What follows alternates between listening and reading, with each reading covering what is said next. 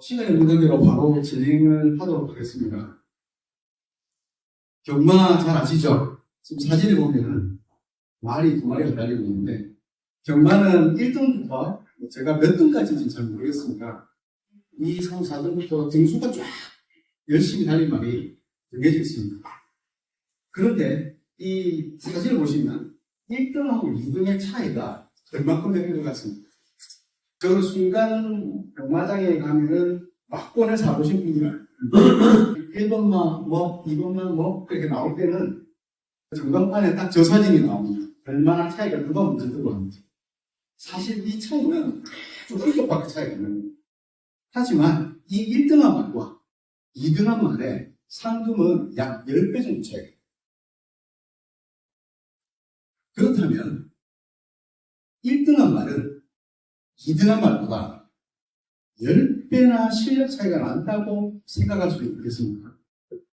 아니면 이 왜 능력이나 노력이 1등한 말, 2등한 말보다 10배나 더 노력했다고 생각할 수 있겠습니까?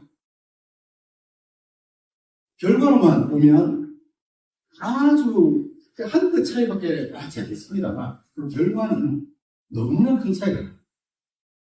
한 끗 차이의 승부에 따라서 많은 결과가 차이 나는데, 그럼 이 한 끗 차이는 무엇이냐? 그 1%의 차이가 무엇이냐? 이게 제가 생각하는 경영의 시작점이라고 저는 생각합니다. 이 1%는 0.1%, 0.01%들이 합쳐서 만들어진 결과입니다.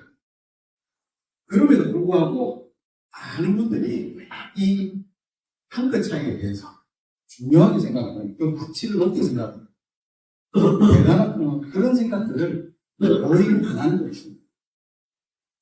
저는 이 부분이 너무나 답답합니다. 물론 많은 분들이 이 차이에 대해서 알고 있지만 그게 얼마나 작은 차이에서 이루어진다는 것 자체를 잘 모르셔서 그럴 수 있다고도 충분히 제가 생각합니다. 이 생각 하나의 차이가 어떤 결과를 낳느냐는 정말로 제가 현실에서 봤을 때 매출 100억, 200억 하는 병원들에 제가 실무를 담당하고 그걸 운영해본 결과 저는 뼈저리게 느꼈습니다. 심지어는 저한테 와서 질문하는 분들이 상당히 이 경우는 당신은 이 경우는 왜 이렇게 잘했느냐 라고 하면 답을 할 수 없어요. 제가 왜 답을 할 수 없겠어요? 가르쳐주기 싫어서 아니 너무 많아서 질문이 너무 포괄적이기 때문에 뭐라고 말을 해야 될지 모르겠어요. 구체적으로 이거는 어떻게 해요라고 얘기를 하면 제가 충분히 얼마든지 답해드릴 수 있습니다. 제가 가르쳐드린다고 제가 있는 곳이 뭔가 정보가 유출되거나 전 그런 건 없다고 유튜브에 보고 인터넷에 보면 제가 생각적으로 하지도 못했던 그런 내용들이 너무나도 많습니다. 그런데 질문을 모호하다 보니까 답이 너무 많아요. 아주 작은 하나하나들이 모여서 만들어진 대화인데 외부에서 볼 때는 뭔가 특별한 거 하나 때문에 이렇게 된 구도라고 생각하는 경향이 너무나 많습니다. 그런데 이런 큰 차이, 그 1%의 이 차이가 그렇게 이루어지는데 제가 너무나 안타까운 게 좀 가져왔어요. 대부분의 사람들은 이 1%의 부분을 너무나 특별하다고 생각을 하는 경향이 있어요. 그 말은 무슨 말이냐면 내가 저 1%에 들어가지 못한다. 셀프 관계를 지니. 저 사람은 자본이 많아서. 저 사람은 마케팅 능력이 뛰어나서. 저 사람은 또 똑똑하네요.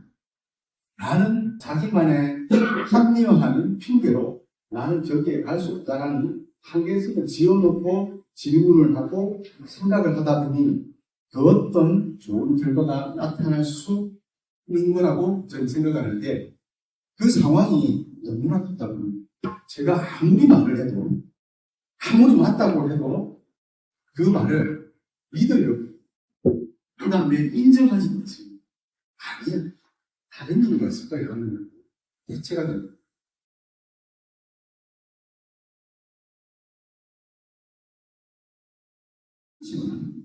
모든 원장님들은 상당히 답답합니다. 자, 가장 큰 어디서부터 손을 써야 될지 모르겠습니다. 그래, 난 잘하고 싶어. 하지만 내가 뭘 먼저 해야 될지 아무것도 모르겠다는 거예요. 그 다음에 물어보면 내가 뭘 잘하는지 잘 모르는, 그냥 우리 흔히 얘기하는 음식하는 거야.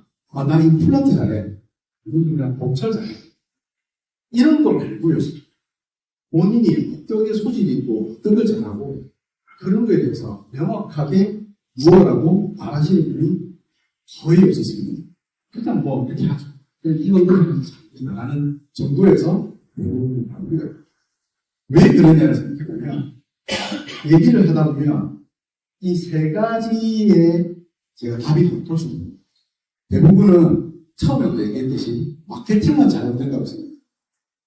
마케팅 없으면 사실 이 경제에 어느 정도 수준 넘어가지는 한다는 게 이제는 팩트가 아니라 너무나 빠짐이고 너무나 당연하고 그래요.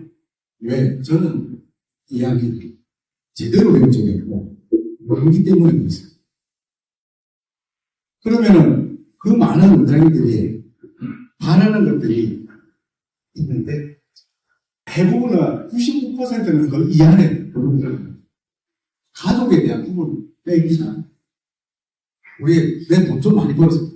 매출 높았으면 좋겠다. 두 번째, 난 시간이 여유로워. 잘 되시는 분들 하면 힘든 건 당연하죠. 근데 시간에 여유가 있었으면 좋겠어요. 내 없어도 돌아가는 병원 만들고 싶어요. 알아서 직원들도 하고 알아서 페이지 재밌게 하는 그런 병원 만들고 싶어요. 세 번째, 이건 조금 적지만 내가 좀 명성이 있었으면 좋겠어요. 내가 어느 학회를 가든 내가 어느 부분으로 나를 인정해주고 내가 좀 이렇게 돋보일 수 있는, 제가 편차로 얘기하면 돋보일 수 있는, 내가 명성 있는 사람이 됐으면 좋겠다 라고 비결이 된다.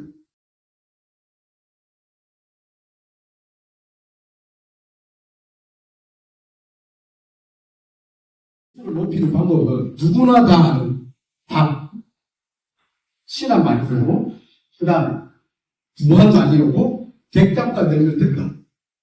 이 세 가지는 답을 알고 있죠. 자, 이제 공식으로 들어갑니다. 그러기 위해서는 왜 매출이 일어나는지, 왜 매출이 이렇게 올라가는지, 신앙이 올라가야지. 그래. 그러면 신앙을 어떻게 해야 오는지 이제 거꾸로서 탑다운 방식으로 내려가겠어요. 어떻게 하는지 한번 알아봅시다. 병원은 이제 매출을, 환자가 만 명이면 매출이 당연히 올라가겠죠. 그러면은 매출을 환자가 오게 하는 3단계 3스텝이라고 있습니다. 일부에서는 마케팅의 3스텝이라고 얘기를 하는데, 사실 제 책에 제가 이거 만든 그림이거든요. 스텝 1, 스텝 2, 스텝 3가 있습니다. 쉽게 설명하면 스텝 1은요, 병원 외부에서 우리 병원으로 들어오기 바로 직전의 단계까지가 스텝 1. 스텝 2는요, 그 환자가 병원에 들어와서 진료를 마칠 때까지의 단계가, 그게 스텝 2예요. 스텝 3는 진료를 마치고 이제 밖으로 나갔는데 그 밖으로 나간 환자를 어떻게 관리를 할 것이냐에 따라서 스텝 3. 그래서 세 가지 단계를 넣었습니다. 그래야지 순서부터 할 수 있거든요. 자, 뭐라고 적혀있어요? 이미지라고 적혀있어요. 환자들은 이 병원이 잘하는지 친절한지 봅니다. 인터넷에 쓰여져 있는 그대로 봅니다. 리뷰 조작합니다. 리뷰 조작 많이 하고요. 그런데 환자들은 우리가 이렇게 하요. 야, 저야 못하는데. 소병원에 우리 병원 환자 발견했던데. 이런 얘기 우리 경험을 해보잖아요. 그런데 환자들은 그렇게 생각 안 한다니까요. 물론 그런 잘못된 게 왔을 때는 알겠죠. 대부분은 모릅니다. 그럼 뭐냐, 우리 병원이 다른 외부에 모르는 잠재 고객이 될 수도 있고 정말 아무것도 모르는 고객이 될 수도 있는데, 그 사람이 우리 병원에 어떤 이미지를 가지고 만드느냐, 바로 그런 게임입니다. 어떻게 잘하는 것처럼 보이고 어떻게 친절한 것처럼 보이고, 그게 하나의 마케팅입니다. 우리는 그걸 위해서 많은 방법들을 쓸 수 있습니다.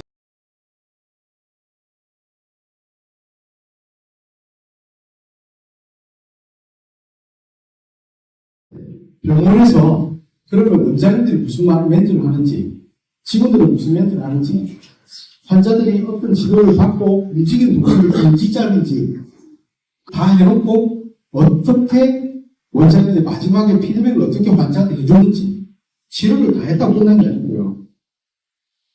원장님은 치료를 하겠지만 대부분 소공덕도 치료를 하잖아요. 환자들은 원장님 생각보다 많이 못 봐요. 많이 못 봐요. 그 다음에 통증과 결과 거기에 대해서 어떻게 설명하면서 이해시키는 건지, 그 다음에 다 끝나고 나면은 거기에 대해서 이 환자가 우리 병원이 계속 기어갈 수 있는 장치를 만들어 놨는지, 수시로 전화하진 않죠. 그런데 그게 매뉴얼과 루틴이 있어야 됩니다. 병원의 작으면 작을수록 그걸 못해요. 잘하는 건 딱 한 사람 하잖아요. 그걸 챙기는 직원. 그럼 그 직원 나가잖아요. 하는 애도 잘하는데 어느 순간 환자가 죽어요. 그럼 나중에 알고 보면 그 선생님이 잘했던, 그 선생님이 잘했던 게 그걸로 끝이에요. 원장님 눈에는 새로운 사람도 잘하지만 그 환자와의 관계가 있는 사람들은 실제로 그 실장님들이 더 있는 경우가 많아요. 근데 그걸 체크를 못하니까 왜 그래 되는지 모르고, 경기가 좀, 맞은편에 병원 생겼는데, 저기 우리 뭐 사더라. 이걸로 퉁친다는 거죠. 우리는 그걸 정확하게 알아야 돼요. 그래서 분석이 필요하다는 거예요. 분석을 그럼 어떻게 하느냐? 외부에서도 다시 순서대로 보겠습니다. 우리 병원의 소개 환자가 몇 프로입니까? 소개 환자 중에 지금 소개는 몇 퍼센트냐? 그 다음에 환자가 소개한 건 몇 퍼센트입니까? 광고로 오는 시간은 총 시간의 몇 퍼센트입니까? 그러면 그 광고로 왔다면 온라인으로 왔는지 오프라인으로 왔는지, 온라인으로 왔다면 SNS로 왔는지 아니면 블로그로 왔는지, 키워드 마케팅으로 해서 왔는지, 또 뭐 유튜브를 통해서 왔는지, 이런 것들을 우리 병원의 매출은지는 평균 에버리지는 다 알고 계시죠. 그걸 알아야지 뭘 배출을 하려고.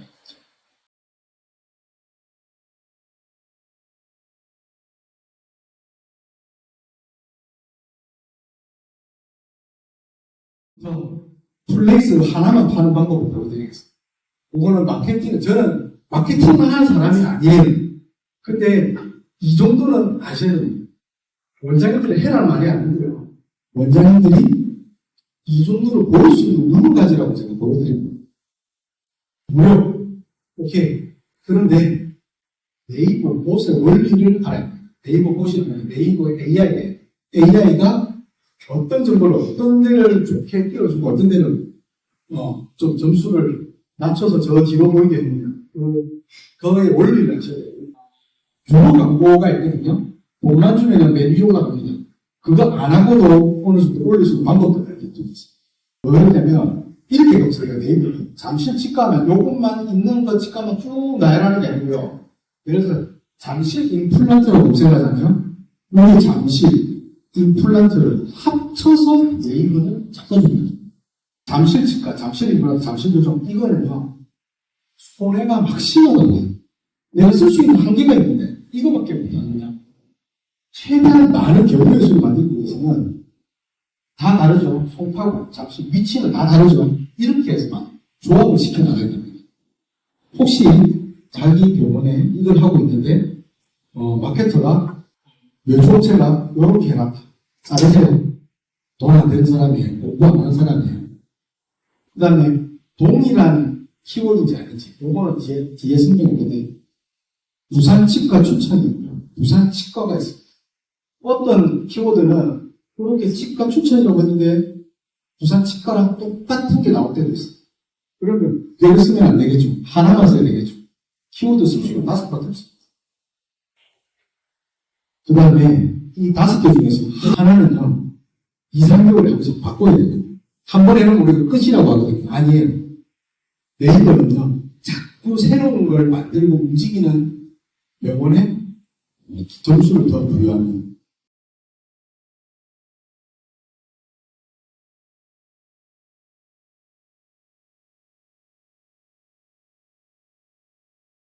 추가하는 병원의 대부분의 성공 공식이 바로 이런 거 하나에서 차이가 납니다.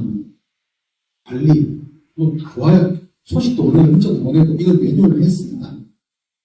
그런데요, 결국에는 제일 중요한 거는 첫 번째 방문했는데 모르니까 당연히 그냥 반갑기만 해요.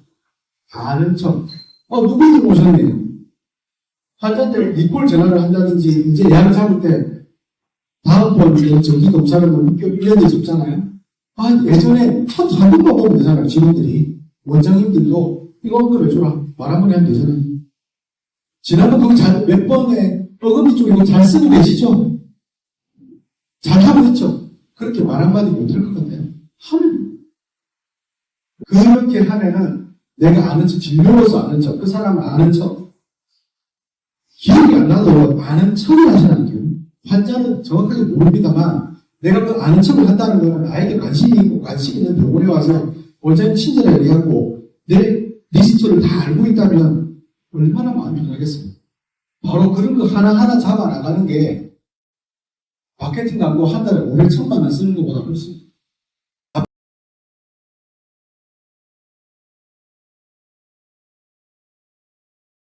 그래서 오늘 환자만 잘 해줘요. 소개하죠. 이러면. 그래서 무한 여기는 방법은 4가지가 오죠. 사실 이거 하나면 되거든요. 100단도 먹여요. CC만 해결하는 거. 보통 어떤 식으로 생각하냐면 환자가 이거 아픈데 다른 데 가니까요. 이것도 하고 이것도 하고 해놨는데 이 병원에 와서는 요것만 해라고 하니까 좋아요. 맞죠? 그럼 우리 돈 못 벌잖아요.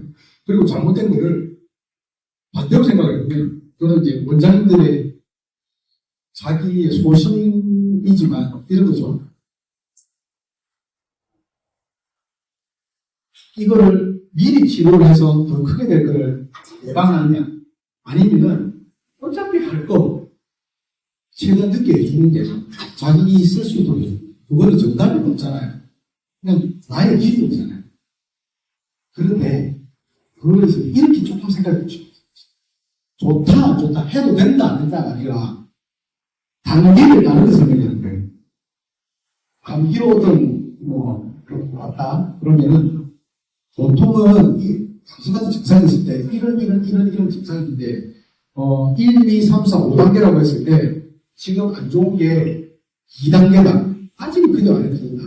그런데 당신 나이, 당신 같은 환경에 있는 사람은 이런 문제점이 있으니까 이런 검사도 하고 이런 부분은 체크를 하고 해볼 필요가 있기 때문에 5단계 중에 그러니까 해야 됩니다. 흑백으로 얘기는 아니고 한 2단계, 3단계를 만들어도 9단계를 만들어도 돼요. 10단계 만들어도 돼요.